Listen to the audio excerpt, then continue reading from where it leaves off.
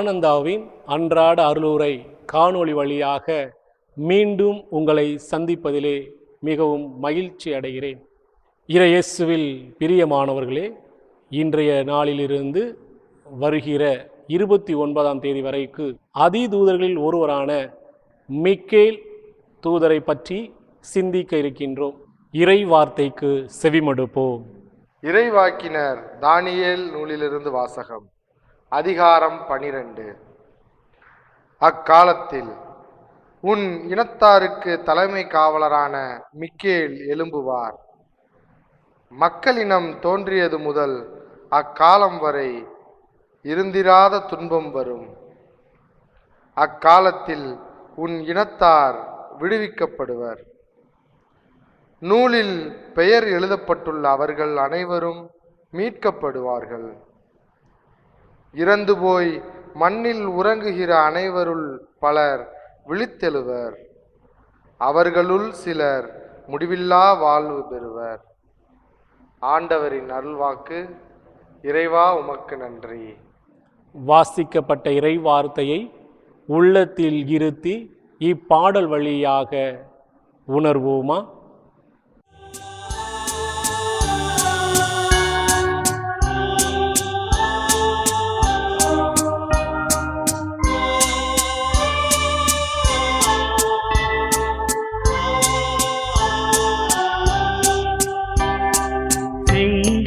பங்கினில் எழுந்த நல்லாலயம் சொல்லுதே உந்தனின் புகழ் கோடி. செங்குடி பங்கினில் எழுந்த நல்லாலயம் சொல்லுதே உந்தனின் புகழ் கோடி. தீமையை வென்றிட தோழராய் நின்றிடும் தூதரே உந்தனின் துதி பாடி. தீமையை வென்றிட தோழராய் நின்றிடும் தூதரே உந்தனின் துதி பாடி. புனிதரே மிக்கேலே திருச்சபை காவலரே பரமனின் தளபதியே. புனிதரே மிக்கேலே திருச்சபை காவலரே பரமனின் தளபதியே. அலகையை வென்றிடும் ஆற்றலின் உருவே அருள்வாய் புது பலமே. அலகையை வென்றிடும் ஆற்றலின் உருவே அருள்வாய் புது பலமே. அருள்வாய் புது பலமே. இறை வார்த்தையை வாசிக்க கேட்டோம், பாடல் வழியாக உணர்ந்தோம். அந்த இறை வார்த்தையின் அடிப்படையில் நாம் இப்பொழுது சிந்திப்போமா? இறையேசுவில் பிரியமான சகோதர சகோதரிகளே, செங்குடி மண்ணில் வீற்றிருந்து செங்குடி பங்கை பாதுகாத்து வருகின்ற புனித மிக்கேல் அதிதூதருடைய பெருவிழாவை இந்த ஆண்டு மிக சிறப்பாக இறைமக்கள் எல்லோரும் சேர்ந்து, பங்கு மக்கள் எல்லோரும் இணைந்து மிக விமரிசையாக கொண்டாட இருக்கின்றோம். புனிதரின் பெருவிழாவானது 20/9/2024 வெள்ளிக்கிழமை மாலை 5 மணிக்கு கொடி பவனியோடு துவங்கி 6 மணிக்கு புனிதருடைய கொடியேற்ற புனித நிகழ்வானது நடைபெற இருக்கின்றது. புனிதரின் திருவிழாவானது 28/9/2024 சனிக்கிழமை மாலை 6:30 மணிக்கு புனிதரின் திருவிழா திருப்பலியும் அதனைத் தொடர்ந்து புனிதருடைய தேர்பவனியும் மிக சிறப்பாக நடைபெற இருக்கிறது. அன்றாட ஏராளமான மக்கள் இவ்வாலயத்திற்கு வந்து புனிதரிடம் ஜெபித்து ஏராளமான புதுமைகளை பிள்ளைகள் பெற்றுக்கொள்கின்ற ஒரு அருமையான ஒரு அனுபவத்தை இங்கே பார்க்க முடிகிறது. புனிதரின் திருவிழா நிறைவு திருப்பலியானது 29/9/2024 ஞாயிற்றுக்கிழமை காலை 8:30 மணிக்கு நிறைவு திருப்பலியும் அதனை தொடர்ந்து மாலை 4:30 மணிக்கு புனிதருடைய தேர்பவனியும் அதனை தொடர்ந்து புனிதரின் திருக்கொடி இறக்க புனித நிகழ்வும் நடைபெற இருக்கிறது. எனவே இவ்விழாவிற்கு எல்லோரும் வந்து புனிதரிடம் ஜெபித்து நீங்கள் நினைக்கின்ற காரியங்களை புனிதர் வழியாக பெற்றுக்கொள்ள உங்களை அன்போடு அழைக்கின்றேன். மகிழ்ச்சியோடு வாருங்கள். மனநிறைவோடு நீங்கள் செல்வீர்கள். இந்த திருவிழாவை முன்னிட்டு கொடியேற்றத்தின் பொழுது ஏராளமான பிள்ளைகள் நேர்ச்சை கொடியை பெற்று பல காரியங்களுக்காக ஜெபித்து நம்பிக்கையோடு இந்த நேர்ச்சை கொடியை அர்ப்பணிக்கிறார்கள். கடந்த வருடம் நேர்ச்சை கொடி அர்ப்பணித்து ஏராளமான பிள்ளைகள் பல புதுமைகளை கண்டு இந்த வருடம் நன்றி கொடியேற்றுவதற்காக இணைந்து வந்திருக்கிறார்கள். இந்த வருடமும் புதிய காரியங்களுக்கு, பல்வேறு அத்தியாவசியமான காரியங்களுக்கு ஜெபித்து இந்த நேர்ச்சை கொடியை அர்ப்பணிக்கிறார்கள். எத்தனையோ பிள்ளைகளுக்கு உடல் நோய் நீங்கி இருக்கிறது. வீடு கட்டுகின்ற பணியானது நிறைவேறி இருக்கிறது. அரசு வேலைக்காக காத்திருந்த பிள்ளைகளுக்கு அரசு வேலை கிடைத்திருக்கிறது. குழந்தை பாக்கியத்திற்காக காத்திருந்த பிள்ளைகளுக்கு குழந்தை பாக்கியம் கிடைத்திருக்கிறது. நீண்ட ஆண்டுகளாக திருமணமாகி 8, 11 ஆண்டுகள் என்று எத்தனையோ பிள்ளைகள் குழந்தை வரமில்லாமல் காத்திருந்து ஜெபித்த பிள்ளைகளுக்கு குழந்தை பாக்கியம் கிடைத்திருக்கிறது. அதிகமான மக்கள் வந்து செல்கிறார்கள், ஜெபிக்கிறார்கள். நம்ம புனிதர் வழியாக ஏராளமான புதுமைகளை பெற்றுக்கொள்கிறார்கள். நீங்களும் வாருங்கள், கட்டாயமாக நினைத்த காரியத்தை பெற்றுக்கொள்வீர்கள் என்பதில் எந்த ஒரு ஐயமும் இல்லை. உங்களை அன்போடு செங்குடி மண்ணிற்கு வரவேற்கின்றோம். புனிதரிடம் ஜெபிக்க அழைக்கின்றோம்.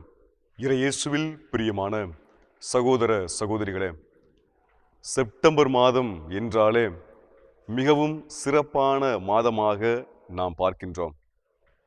முதல் 10 நாட்கள் அன்னையினுடைய பிறப்புக்கென்று அர்ப்பணித்து ஆரோக்கிய அன்னையினுடைய பெருவிழாவை கொண்டாடுகிறோம்.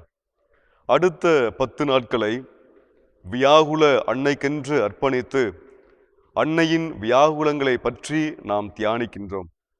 இறுதியாக உள்ள அந்த 10 நாட்களை காவல் தூதர்களாக இருக்கின்ற புனித மிக்கேல், கப்ரியேல், ரஃபேல் அவர்களுக்கு அர்ப்பணித்து அந்த 10 நாட்களும் அவர்களுக்கு சிறப்பாக நாம் நவநாள் எடுத்து விழாவை கொண்டாடுகிறோம். அந்த வகையில் செங்குடி பங்கின் பாதுகாவலரான புனித மிக்கேல் சம்மனசானவருடைய பெருவிழாவை கொண்டாடுகின்ற இந்த 10 நாட்களில் ஒவ்வொரு நாளும் ஒவ்வொரு மைய சிந்தனையை வைத்து நாம் மிக்கேல் சம்மனசானவரை பற்றியும் வானதூதர்களுடைய மகிமையை பற்றியும் நாம் சிந்திக்க இருக்கின்றோம். இந்த முதல் நாள் நவநாளில் நாம் மிக்கேல் சம்மனஸை பற்றியும் வானதூதரை பற்றியும் சிந்திக்க இருக்கின்ற கருத்து, வானதூதர்கள் கடவுளுக்கும் மக்களுக்கும் நெருக்கமானவர்கள் என்ற மைய சிந்தனையில் நாம் சிந்திக்க இருக்கின்றோம். நாம் எல்லோருக்குமே வானதூதர் என்றாலே ஒரு தனிப்பட்ட பிரியம் உண்டு.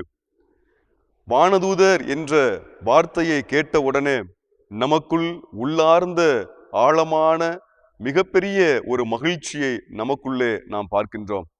எனவேதான் நாம் சிறு பிள்ளைகளை நாம் பார்க்கும் பொழுது அவருடைய குறும்புத்தனத்தையும் அவருடைய செயல்பாடுகளையும் பார்க்கும் பொழுது நாம் அவர்களை சொல்லுவோம், நீ தேவதை போன்று இருக்கிறாய், வானதூதரை போன்று இருக்கிறாய் என்று சொல்லி அந்த பிள்ளைகளுடைய அழகை நாம் கொண்டாடுவோம். அதை குறித்து பேசி மகிழ்ச்சி அடைவோம்.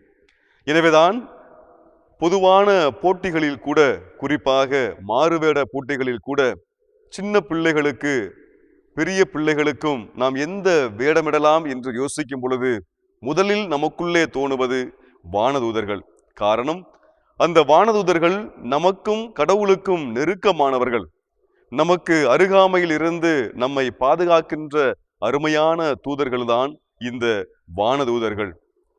நமக்கும் கடவுளுக்கும் நெருக்கமான இந்த வானதூதர்களை 9 வகையாக நாம் பிரித்து பார்க்கலாம்.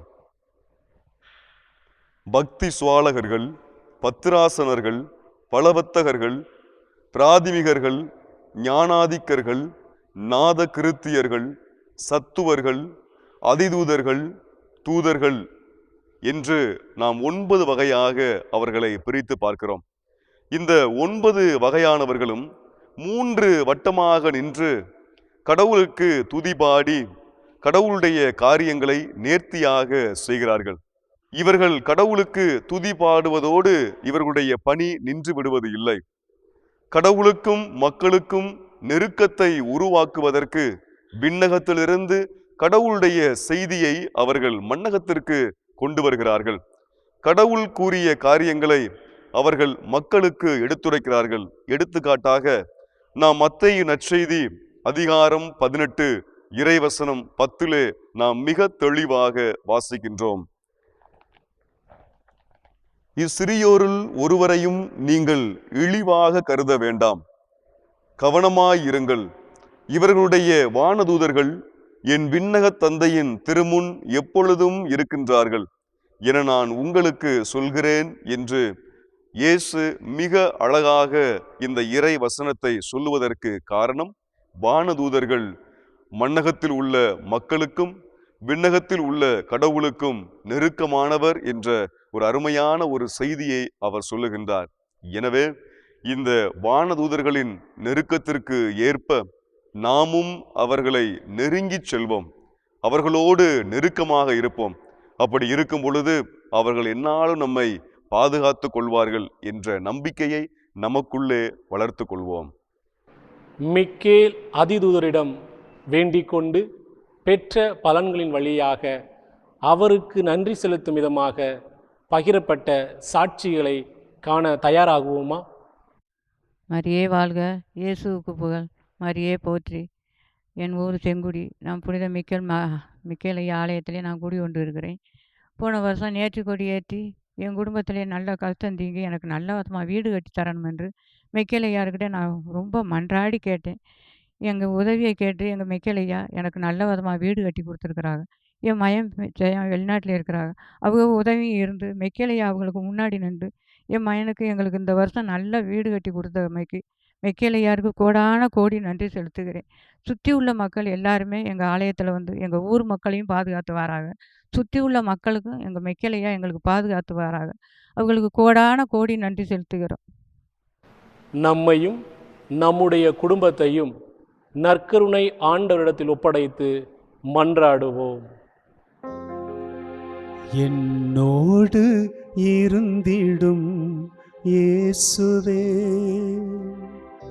என் அருகில் இருந்திடும் இயேசுவே, சுமையோடு வீழ்கின்றேன் இயேசுவே, என் சுமை தாங்கி நீர்தானே இயேசுவே, என்னோடு இருந்திடும் இயேசுவே, என் அருகினில் இருந்திடும் இயேசுவே, சுமையோடு வீழ்கின்ற இயேசுவே, என் சுமை தாங்கி நீர்தானே இயேசுவே, என்னோடு இருந்திடும் இயேசுவே, என் அருகினில் இருந்திடும் இயேசுவே. புனித மிக்கேல் முதன்மை தூதரை நோக்கி ஜெபம். விண்ணுலக தூதர்களின் தலைவராகிய புனித மிக்கேலே, பக்தர்களின் பாவங்களை தீர்க்க செங்குடி திருமண்ணில் வீற்றிருப்பவரே, இவ்வாலயத்தில் மகிமையோடு வீட்டிருக்கும் எம் பாதுகாவலரே, துன்புறுவோரின் துயர் நீக்குபவரே, சாத்தானையும் அதன் தந்திரங்களையும் முறியடிப்பவரே, விண்ணக வீட்டின் காவலரே, மரண நேரத்தில் எங்களுக்கு ஆறுதல் தருபவரே, விண்ணக வீட்டிற்கு அழைத்து சென்று நித்திய வாழ்வை எமக்கருள உதவுபவரே, தேவ சிம்மாசனத்தின் அருகே நிற்க பேறு பெற்ற தவகுணசீலரே, தஞ்சமென்று ஓடிவந்த அடியோர் மேல் தயவாயிரும். துன்பம், நோய், வறுமை, சாத்தானின் சூழ்ச்சிகள், உலக மாயைகள் இவற்றால் சிக்கி தவிக்கிற எங்களை தீமையிலிருந்து விலக்கி காத்து இறைவனின் திருவாழ்வுக்கு எம்மை அழைத்து செல்ல வேண்டுமென்று உம்மை மன்றாடுகிறோம். ஆமேன். எல்லாம் உள்ள இறைவன், தந்தை, மகன், தூய ஆவியார் உங்களை ஆசீர்வதிப்பாராக. மரியே வாழ்க. இயேசுவுக்கு புகழ். இயேசுவுக்கு நன்றி.